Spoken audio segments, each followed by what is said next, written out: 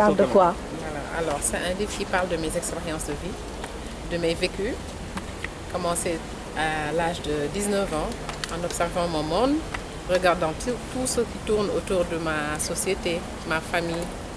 Et j'ai parlé de mes expériences. Et avec le temps, 19 ans jusqu'en 2018, j'ai décidé de faire ce livre, de sortir mes vécus pour faire partager aux femmes comme moi qui ont vécu certaines choses et qui n'osent pas le dire. Et d'où mes expériences et pour aller aussi vers une autre nouvelle. La couverture m'a marquée personnellement, donc j'aimerais savoir pourquoi le choix de ce genre de couverture. Ouais.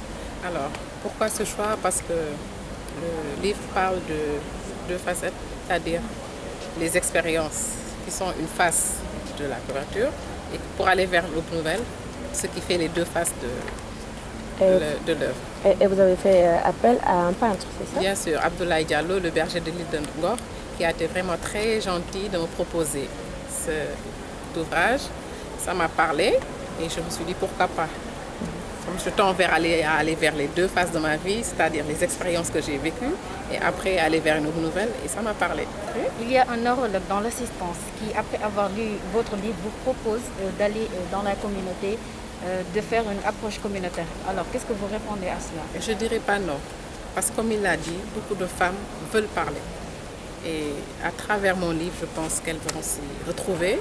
Et pourquoi pas aller leur parler, parce que ce sont des vécus, ce n'est pas de la fiction.